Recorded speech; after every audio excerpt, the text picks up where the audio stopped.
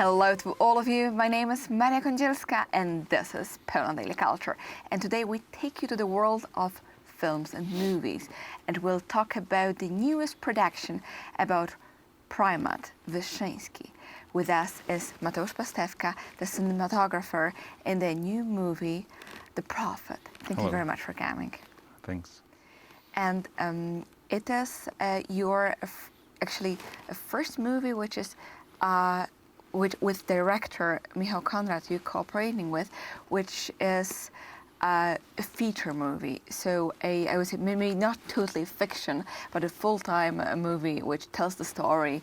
And this time about the Prymas Wyszyński, which of course is recognizable and it's known in Poland, but abroad a little bit less, I would say. And this is his story, 20 years of his life. Yes. And how long did it take to shoot this movie? Well, it was quite a long production for me.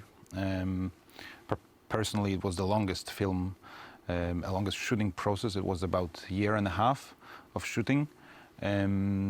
Mainly because of as you mentioned, the story is a big chunk of life of Wyszyński, and we were required to shoot in different locations, different seasons. We needed winter, we needed summer, we needed spring, autumn, etc. So you were shooting mostly outside then?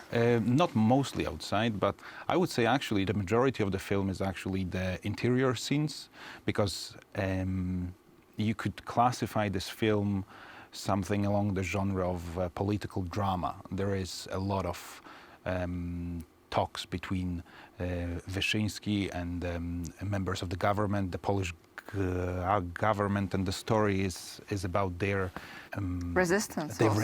Their kind of like fight, a dialogue fight essentially. But there is a lot of exteriors, and these exteriors, well, as I mentioned, needed to be shot in different seasons. That's why the production period was so long.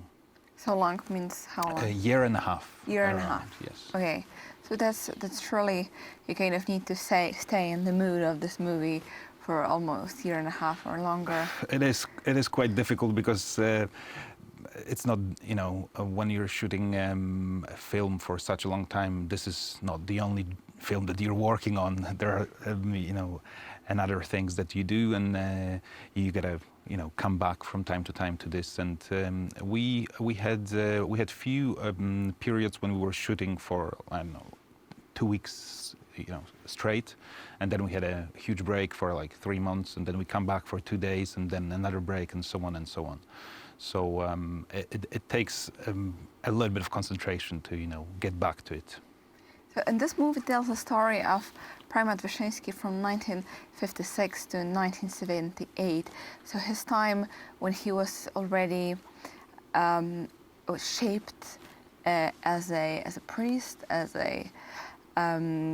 but also in his approach to communism and the approach to the government during this time. And he was already later on a cardinal as well. So a grown-up man, I would say, because after all, there has been already told the story, and also in the movie version about Wyszyński, but about his time during the World War II. Now, this movie tells the story of a totally different part of his life, when he was already much older, but also I would say much more important as well. But how did you manage to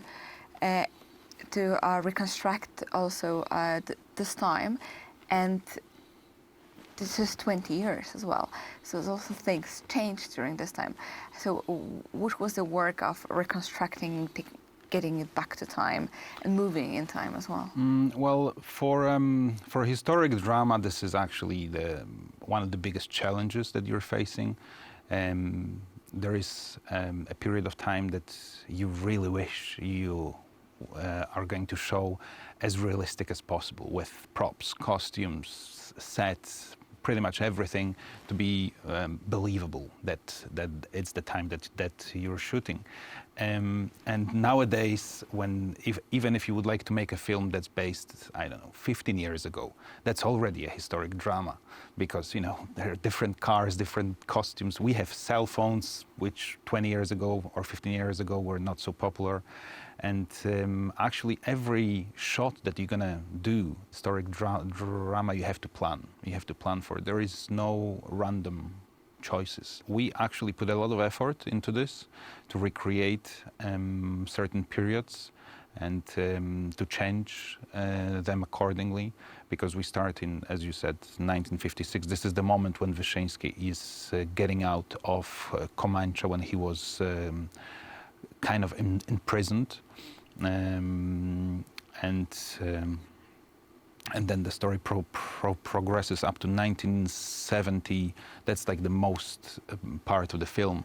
And then there is a huge gap and just one scene at the end, which is the scene in 1978. So it was a challenge, and especially when it comes to exteriors. When you're shooting interiors, it's a little bit easy, because you are either shooting in studio or you pick a location. But when you want to shoot in the city, this is when it gets challenging, because, well, even if you go to the old town in Warsaw or other places in Poland, it's really hard to avoid modern things around, Well, absolutely, and especially cars, but also changing in the architecture. Exactly. And somewhat. I actually found that the most peculiar thing are windows.